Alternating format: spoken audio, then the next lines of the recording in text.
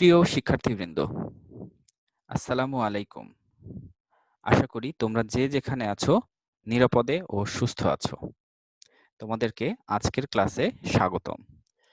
আমি Mohammad Sajjad Hossain Saad, lecturer in chemistry, Ghatail cantonment public school and college.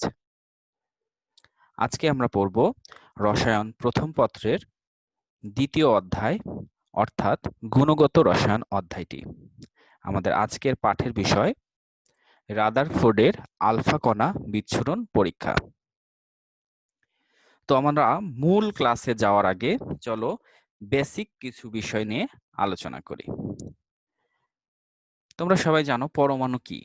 পরমাণু হলো মৌলিক পদার্থের ক্ষুদ্রতম কণা, সাধারণত যার স্বাধীন অস্তিত্ব নেই কিন্তু ক্ষুদ্রতম একক রূপে সরাসরি রাসায়নিক বিক্রিয়ায় অংশগ্রহণ করতে পারে, তাকেই আমরা পরমাণু বলে থাকি। এগুলো তোমরা ক্লাস 7, 8, 9 এগুলোতে পড়েছো। তো আজকে আমরা আরো কিছু জানবো যে পরমাণুগুলো আসলে আরো ছোট ছোট ক্ষুদ্র ক্ষুদ্র মূল কণিকা দ্বারা গঠিত। পরমাণুর মূল কণিকাগুলো হলো যেসব অতি সূক্ষ্ম কণিকা বা মূল উপাদান সব পরমাণুতেই উপস্থিত, অর্থাৎ যা দ্বারা পরমাণু গঠিত হয়। সকল পরমাণুই গঠিত হয় যে সকল মূল কণিকা দ্বারা, তাকেই আমরা পরমাণুর মূল কণিকা বলে থাকি। পরমাণুর মূল কণিকা 3 ধরনের হয়ে থাকে, যেমন স্থায়ী মূল কণিকা। স্থায়ী মূল কণিকা কাকে বলে? যেসব মূল কণিকা সব মৌলের পরমাণুতে বিদ্যমান, তাকেই আমরা স্থায়ী মূল কণিকা বলি। স্থায়ী মূল কণিকা আবার দেখতেই পাচ্ছ 3 প্রকার: ইলেকট্রন, প্রোটন ও নিউট্রন। ইলেকট্রন ও প্রোটন, এরা ইলেকট্রনগুলো নেগেটিভলি চার্জড এবং প্রোটন পজিটিভলি চার্জড। এর মধ্যে প্রোটন ও নিউট্রন থাকে নিউক্লিয়াসে আর ইলেকট্রন থাকে নিউক্লিয়াসের বাইরে। এরপরে আসি দ্বিতীয় মূল কণিকা, সেটা হচ্ছে অস্থায়ী মূল কণিকা। যেসব মূল কণিকা কোনো কোনো মৌলের পরমাণুতে অল্প সময়ের জন্য অস্থায়ীভাবে থাকে, তাদেরকে আমরা অস্থায়ী মূল কণিকা বলি। এদের সংখ্যা প্রায় 100টি। এ ধরনের কয়েকটি মূল কণিকা হচ্ছে positron, Mason, pine, muon, boson, neutrino ইত্যাদি। এছাড়াও স্থায়ী মূল কণিকা এবং অস্থায়ী মূল কণিকা ছাড়াও তৃতীয় আরো একটি মূল কণিকা রয়েছে, যেটা হচ্ছে কম্পোজিট কণিকা। এরা স্থায়ী এবং অস্থায়ী মূল কণিকার পাশাপাশি এদেরকে দেখতে পাওয়া যায়, যেমন আলফা কণিকা এবং ডিউটেরন কণিকা। এরপর চলো আমরা আরো কিছু বেসিক কথাবার্তা নিয়ে আলোচনা করি। তোমরা এগুলো এর আগেও পড়েছো। আইসোটোপ, দেখেই বুঝতে পারছো যে আইসোটোপ তোমরা এর আগেও পড়েছো। তো আজকে নতুন করে আমি জাস্ট একটু তোমাদেরকে রিমাইন্ড করে দিচ্ছি, আইসোটোপ কি, আইসোটোপ কাকে বলা হয়। যেসব পরমাণুর প্রোটন সংখ্যা একই কিন্তু ভর সংখ্যা ভিন্ন, তাদের প্রত্যেককে একে অপরের আইসোটোপ বলা হয়। যেমন এখানে তোমরা দেখতে পাচ্ছ হাইড্রোজেনের 3টি আইসোটোপ। তোমরা দেখতেই পাচ্ছ যে হাইড্রোজেনের প্রোটন সংখ্যা 1, হাইড্রোজেনের প্রোটন সংখ্যা 1। 3টা আইসোটোপেই হাইড্রোজেনের প্রোটন সংখ্যা 1, কিন্তু তাদের ভর সংখ্যা দেখো এখানে 1, 2, 3, অর্থাৎ তাদের ভর সংখ্যা ভিন্ন। এরকম যদি হয় তাহলে সেই সমস্ত পরমাণুগুলোকে আমরা বলবো আইসোটোপ। এরপরে আসি আইসোটন। আইসোটন তোমাদের নতুন লাগতে পারে। দেখো, যেসব পরমাণুর নিউক্লিয়াসে নিউট্রন সংখ্যা সমান থাকে, নিউট্রন সংখ্যা, এটা মনে রাখবা, নিউট্রন সংখ্যা সমান থাকবে। আইসোটোপে কি ছিল? প্রোটন সংখ্যা সমান ছিল। আর আইসোটনে কি সমান?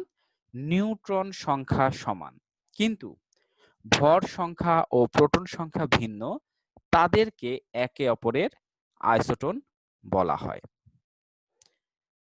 নিউট্রন সংখ্যা কিভাবে বের করে তোমরা জানো নিশ্চয়ই। ভর সংখ্যা থেকে যদি প্রোটন সংখ্যা আমরা বাদ দিই, ভর সংখ্যা থেকে যদি আমরা প্রোটন সংখ্যা বাদ দেই, যেমন এখানে ভর কত 3, প্রোটন সংখ্যা কত 1, আমরা যদি এটাকে বাদ দেই তাহলে কত পাবো 2। এই 2 হলো এর নিউট্রন সংখ্যা। আবার দেখো আমরা হিলিয়ামের যদি দেখি, ভর সংখ্যা কত 4, প্রোটন সংখ্যা কত 2। তাহলে 4 থেকে যদি আমরা 2 বাদ দেই, সেটাই কি পাবো, সেটাই হচ্ছে হিলিয়ামের নিউট্রন সংখ্যা। তাহলে দেখতে পাচ্ছি যে হাইড্রোজেন এবং হিলিয়াম উভয়ের নিউট্রন সংখ্যা সমান। যদি এমন হয় তাহলে সেই সমস্ত পরমাণু দ্বয়কে আমরা বলবো আইসোটন। এটা ভালো করে মনে রাখবা। এবারে আসি আইসোবার। আইসোবার কি? যেসব পরমাণুর ভর সংখ্যা সমান কিন্তু প্রোটন সংখ্যা ও নিউট্রন সংখ্যা ভিন্ন, তাদেরকে একে অপরের আইসোবার বলা হয়। মনে রাখবে, ভর সংখ্যা সমান হলে তাকে আমরা বলবো আইসোবার। যেমন এখানে তোমরা আর্গন, পটাশিয়াম ও ক্যালসিয়ামের আইসোবার দেখতে পাচ্ছ। যদি আর্গনের দিকে লক্ষ্য করো, ভর সংখ্যা 40, পটাশিয়ামের ভর সংখ্যা কত দেখতে পাচ্ছ 40, এবং ক্যালসিয়ামের ভর সংখ্যাও 40। তাহলে আমরা দেখতে পাচ্ছি তিনটা পরমাণুর ভর সংখ্যা সমান, কিন্তু তাদের প্রোটন সংখ্যা দেখো 18, 19 এবং 20। তার মানে প্রোটন সংখ্যা ভিন্ন হচ্ছে। আবার যদি নিউট্রন সংখ্যা বের করো, নিউট্রন সংখ্যা কিভাবে বের করে?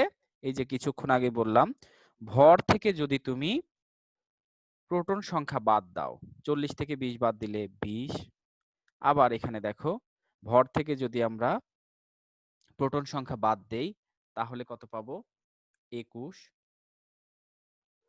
আবার আর্গনের যদি আমরা ভর থেকে প্রোটন সংখ্যা বাদ দেই তাহলে কত পাবো 22।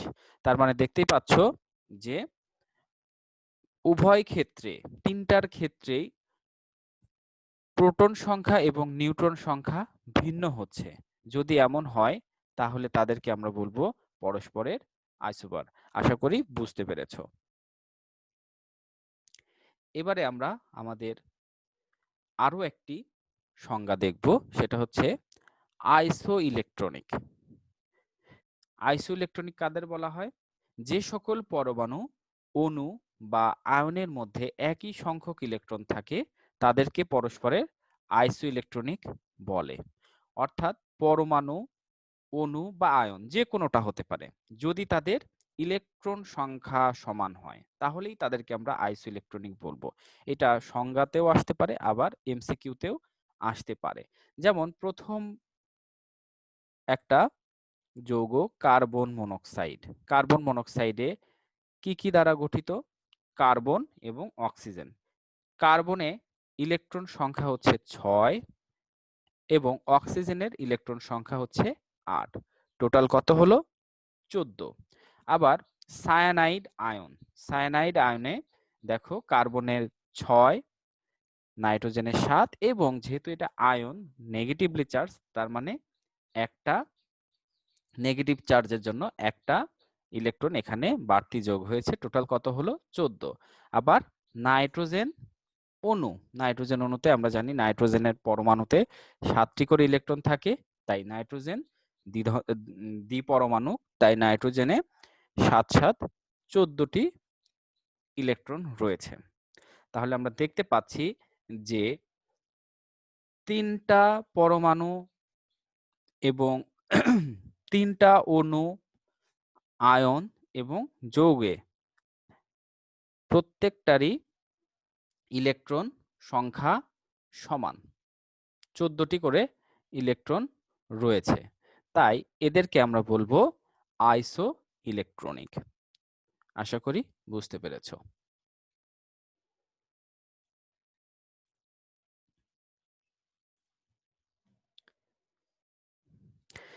এবারে আসি আমরা আমাদের পড়ার মূল টপিকসে, সেটা হচ্ছে রাদারফোর্ডের আলফা কণা বিচ্ছুরণ পরীক্ষা। ইলেকট্রন আবিষ্কারের পর পরমাণুর গঠন সম্পর্কে বিজ্ঞানী থমসন প্রস্তাবিত, তোমরা জানো জে থমসন একটা পরমাণু মডেল দেন 1897 সালে, যেটা প্লাম পুডিং মডেল নামে পরিচিত। সেই পরমাণু মডেলটা সম্বন্ধে নিশ্চিত হওয়ার জন্য, সেই পরমাণু মডেলের প্রমাণ লাভের উদ্দেশ্যে 1911 সালে রাদারফোর্ড এই আলফা কণা বিচ্ছুরণ পরীক্ষাটি করেন। তিনি তার পরীক্ষায় কি কি ব্যবহার করেন? আমরা তো জানি যে একটা পরীক্ষা করার জন্য বিভিন্ন উপকরণ প্রয়োজন হয়, তাই না? তো রাদারফোর্ডের আলফা কণা বিচ্ছুরণ পরীক্ষায় তিনি কি কি উপকরণ ব্যবহার করেন চলো একটু দেখে নেই। তিনি ব্যবহার করেন আলফা কণা। আলফা কণা কি? আলফা কণা হচ্ছে একটি দ্বিধনাত্মক হিলিয়াম নিউক্লিয়াস। অর্থাৎ হিলিয়াম পরমাণু থেকে যদি আমরা 2টা ইলেকট্রন অপসারণ করি, 2টা ইলেকট্রন সরিয়ে নিই, তাহলে যে নিউক্লিয়াসটি পাবো সেটাই হচ্ছে হিলিয়াম নিউক্লিয়াস। এরপরে তিনি ব্যবহার করেন পাতলা সোনার পাত। অনেক পাতলা সোনার পাত, দেখতেই পাচ্ছ যে কত পাতলা। পাতলা সোনার পাত ব্যবহার করার কারণ কি, বা সোনার পাত কেন ব্যবহার করা? সোনার পাত ব্যবহার করেন এই জন্য যে সোনা অনেক নমনীয় হয়, সোনাকে পিটিয়ে অনেক পাতলা করা সম্ভব, এই জন্য তিনি সোনার পাত ব্যবহার করেন। এছাড়াও তিনি জিঙ্ক সালফাইড আবরণযুক্ত পর্দা ব্যবহার করেন। তাহলে আমরা উপকরণগুলো দেখে নিলাম, এবার চলো আমরা পরীক্ষাটা দেখে নিই যে পরীক্ষাটা কিভাবে তিনি করেন। বিজ্ঞানী রাদারফোর্ড প্রচন্ড শক্তি সম্পন্ন প্রায় 1.0 × 10⁻7 মিটার পার সেকেন্ড থেকে 2.5 × 10⁻7 মিটার পার সেকেন্ড পর্যন্ত এই শক্তিটা হয়ে থাকে। তাহলে তিনি কি করলেন? প্রচন্ড শক্তি সম্পন্ন দ্বিধনাত্মক চার্জযুক্ত আলফা কণাকে একটি পাতলা সোনার পাতের উপর টার্গেট বা নিক্ষেপ করেন। কি করলেন? এখান থেকে দেখো সোর্স অফ আলফা পার্টিকেল, এখান থেকে উনি প্রচন্ড শক্তি সম্পন্ন আলফা কণাকে নিক্ষেপ করলেন কোথায়? একটা পাতলা সোনার পাতের উপর। সোনার পাতের চারদিকে, এই যে দেখতে পাচ্ছ, চারদিকে তিনি একটি পর্দা রাখেন, যে পর্দার উপরে তিনি জিঙ্ক সালফাইডের আবরণ দেন। এই জিঙ্ক সালফাইডের আবরণের ওপর যদি আলফা কণা পতিত হয়, তাহলে আলোকছটা সৃষ্টি করে বা আলোর ফ্ল্যাশ তৈরি করে। আলোর ফ্ল্যাশের মাধ্যমে বোঝা যায় যে আলফা কণা কোথায় কোথায় আঘাত করেছে। এই ছিল তার পরীক্ষার সেটআপ। আমি আবারও তোমাদের বলে দিচ্ছি যে তিনি কি করেন? আলফা কণা নিক্ষেপ করেন, প্রচন্ড শক্তি সম্পন্ন আলফা কণা নিক্ষেপ করেন একটা পাতলা সোনার পাতের ওপর, যার পুরুত্ব কত? 0.004 সেন্টিমিটার।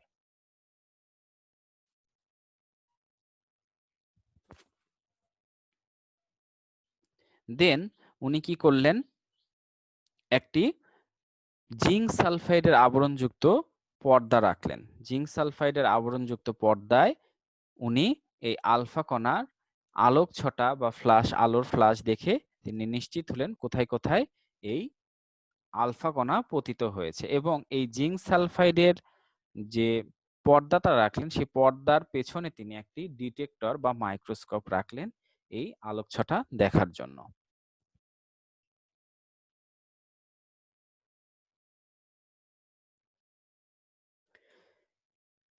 উপরের পরীক্ষার মাধ্যমে তিনি কি কি পর্যবেক্ষণ করলেন আমরা একটু দেখি।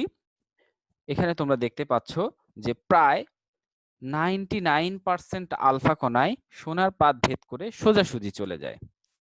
প্রায় 90%, অর্থাৎ যতগুলো আলফা কণা তিনি নিক্ষেপ করেন তার 90% কণাই কি হয়? পাত ভেদ করে সোজাসুজি চলে যায়, এবং জিঙ্ক সালফাইড পর্দাকে দীপ্তিমান করে। অর্থাৎ ওই যে আলোকছটা সৃষ্টি হয় সেটা প্রায় 99% আলফা কণার কারণেই হয়ে থাকে। তবে তবে এদের মধ্যে থেকে সামান্য কিছু তাদের পথ থেকে বেঁকে যায়। দেখো, তাদের পথ থেকে কি হয়? বেঁকে যায়। সামান্য কিছু তাদের পথ থেকে বেঁকে যায়। আর খুবই কম কম সংখ্যক, প্রায় 20,000-এর মধ্যে একটি সরাসরি বিপরীত দিকে ফিরে আসে। দেখো, যে পথে গিয়েছে আবার ঠিক সেই পথেই ফিরে এসেছে। এটা খুবই কম সংখ্যক, প্রায় 20,000-এর মধ্যে একটি এরকম হয়ে থাকে। তাহলে কি পর্যবেক্ষণ করলেন? যে ম্যাক্সিমাম আলফা কণায় পাদভেদ করে চলে যায়, শুধুমাত্র কয়েকটি তাদের পথ থেকে বেঁকে যায় এবং প্রায় 20,000-এর মধ্যে একটি সরাসরি বিপরীত দিকে ফিরে আসে।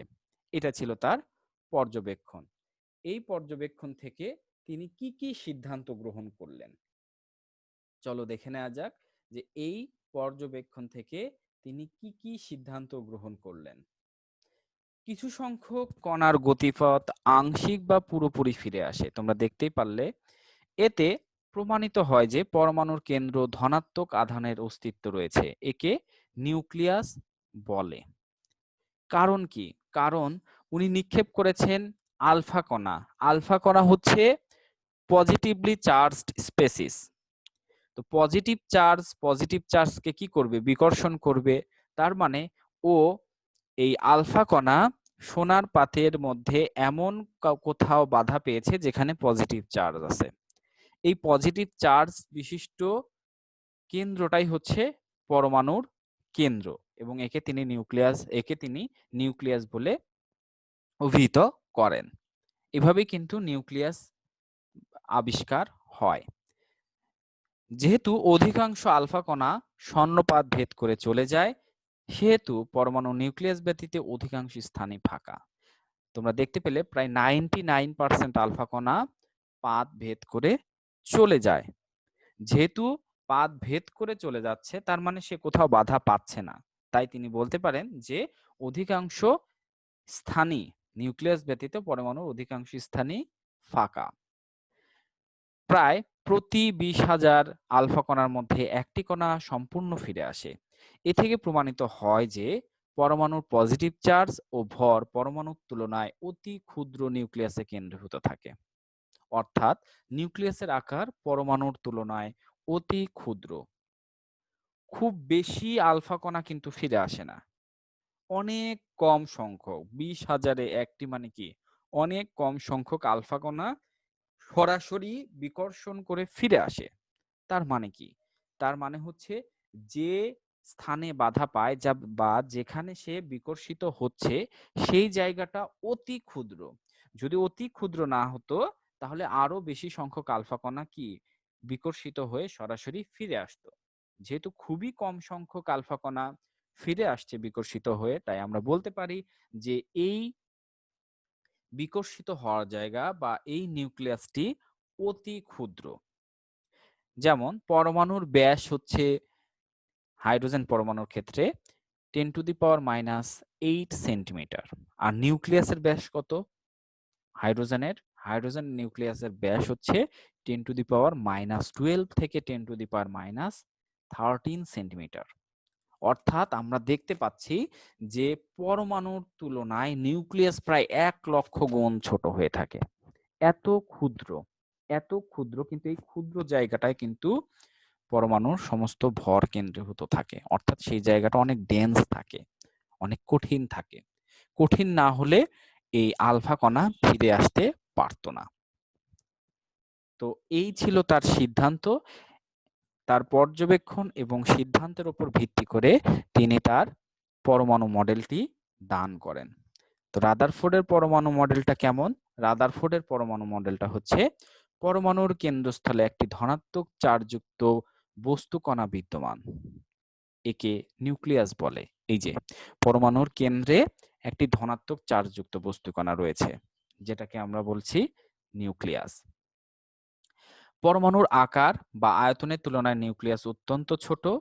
পরমাণুর সবটুকু ভর এবং ধনাত্মক আধান নিউক্লিয়াসে কেন্দ্রীভূত। নিউক্লিয়াসের ধারণা পাওয়া যায়। তাই এই মডেলকে নিউক্লিয়ার পরমাণু মডেলও বলা হয়ে থাকে। অর্থাৎ রাদারফোর্ডের পরমাণু মডেলকে নিউক্লিয়ার পরমাণু মডেলও বলা হয়ে থাকে। এই ধরনের শব্দগুলো মনে রাখবা। উদ্দীপকে এই ধরনের শব্দ দিয়ে উদ্দীপক হতে পারে। এরপরে রয়েছে সূর্যকে কেন্দ্র করে নিজ নিজ কক্ষপথে আবর্তনীয় গ্রহসমূহের মতো নিউক্লিয়াসকে কেন্দ্র করে ঋণাত্মক ইলেকট্রনগুলো সর্বদা ঘূর্ণায়মান। আমরা জানি কি ইলেকট্রনগুলো নিউক্লিয়াসের বাইরে থাকে, অর্থাৎ সূর্যকে কেন্দ্র করে বিভিন্ন গ্রহগুলো যেভাবে ঘুরছে ঠিক সেইভাবে নিউক্লিয়াসকে কেন্দ্র করে ইলেকট্রনগুলো তার চারপাশে বৃত্তাকার কক্ষপথে ঘূর্ণায়মান। পরমাণু মডেলের ক্ষেত্রে নিউক্লিয়াস ও ইলেকট্রনের মধ্যে স্থির বৈদ্যুতিক আকর্ষণ বল বিদ্যমান, অর্থাৎ ইলেকট্রন হচ্ছে নেগেটিভলি চার্জড পার্টিকেল আর হচ্ছে নিউক্লিয়াস পজিটিভলি চার্জড। তাহলে পজিটিভ এবং নিউক্লিয়াস হলে অবশ্যই তাদের মধ্যে আকর্ষণ থাকবে। হ্যাঁ, কারণ আমরা জানি যে বিপরীতধর্মী চার্জ কি হয়, পরস্পরকে আকর্ষণ করে। এরপরে দেখো পরমাণু সামগ্রিকভাবে তড়িৎ নিরপেক্ষ। নিউক্লিয়াসে ধনাত্মক চার্জের সংখ্যা এবং কক্ষপথে পরিক্রমণশীল ঋণাত্মক চার্জযুক্ত ইলেকট্রনের সংখ্যা সমান। অর্থাৎ একটা পরমাণুতে যতগুলো ইলেকট্রন থাকবে নেগেটিভলি চার্জড ইলেকট্রন, ঠিক ততগুলো ধনাত্মক চার্জযুক্ত প্রোটন নিউক্লিয়াসে থাকবে। এটা মনে রাখবা। একটা পরমাণুতে যতগুলো প্রোটন থাকবে, প্রোটন কি ধনাত্মক চার্জযুক্ত, তাই না? প্রোটন থাকে কোথায়? নিউক্লিয়াসে। প্রোটন থাকে নিউক্লিয়াসে আর ইলেকট্রন থাকে নিউক্লিয়াসের বাইরে। যতগুলো পজিটিভলি চার্জড প্রোটন থাকবে ঠিক সমান সংখ্যক নেগেটিভলি চার্জড ইলেকট্রন নিউক্লিয়াসের বাইরে অবস্থান করবে। এই জন্য পরমাণু সামগ্রিকভাবে তড়িৎ নিরপেক্ষ হয়। যেমন কার্বনের পারমাণবিক সংখ্যা কত? 6। তার মানে কার্বনের প্রোটন সংখ্যাও 6।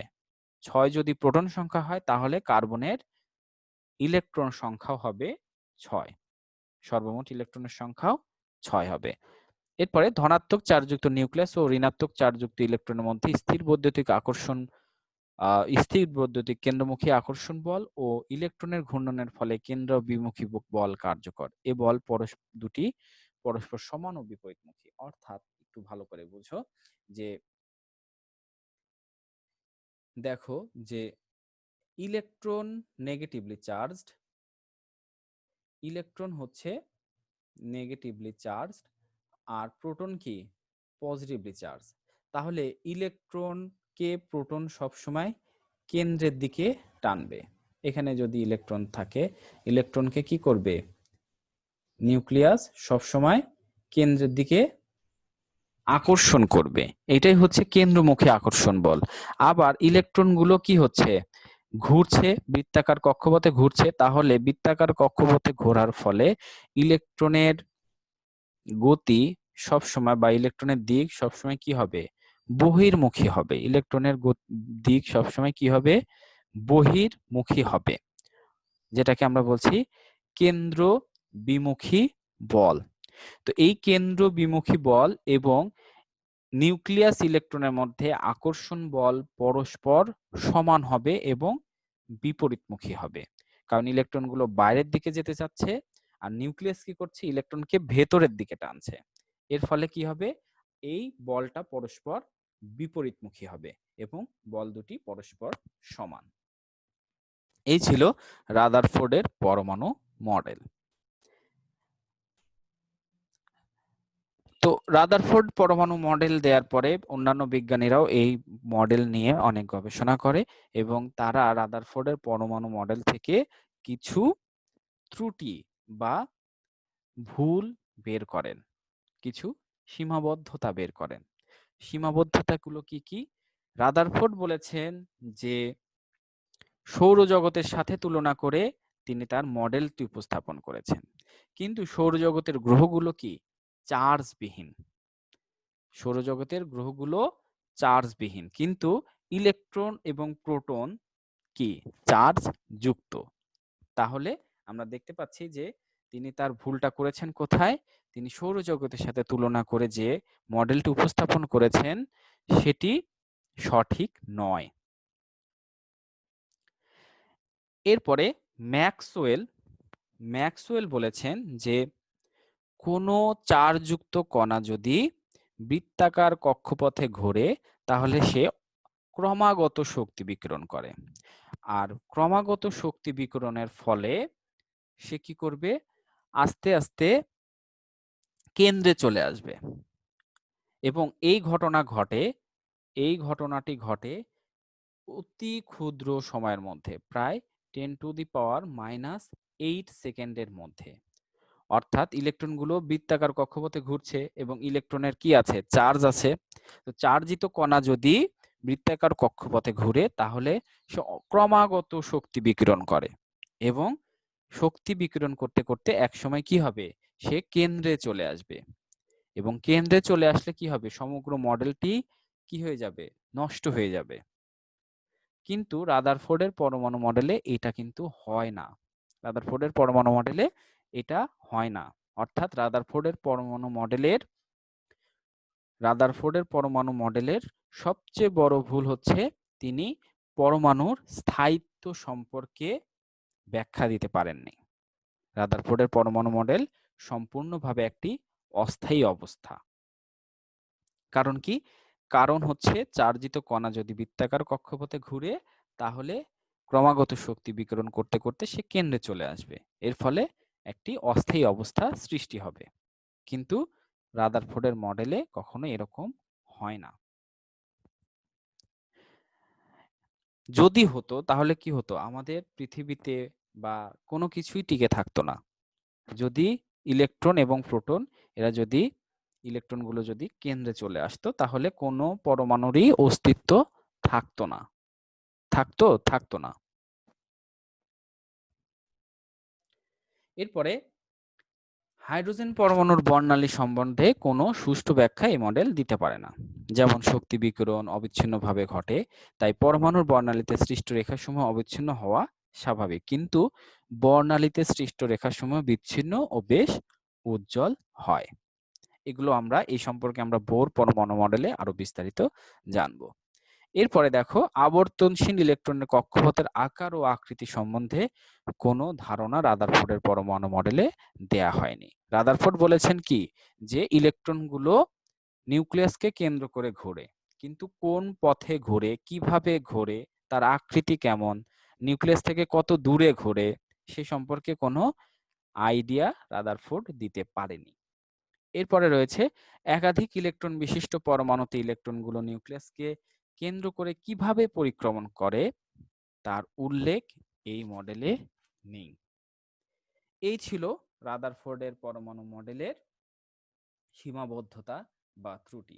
তোমরা মডেলটি খুব ভালোভাবে পড়বে এবং এর যে ত্রুটি, এর যে রাদারফোর্ডের পরমাণু মডেলের যে পর্যবেক্ষণ, সিদ্ধান্ত এবং প্রথম দিকে আমি যে সংজ্ঞাগুলো পড়ালাম এই সংজ্ঞাগুলো খুব ভালোভাবে পড়বে। কোনো সমস্যা হলে আমার সাথে যোগাযোগ করবে। তো শিক্ষার্থী বন্ধুরা, ভালো থাকো। দেখা হবে পরের ক্লাসে।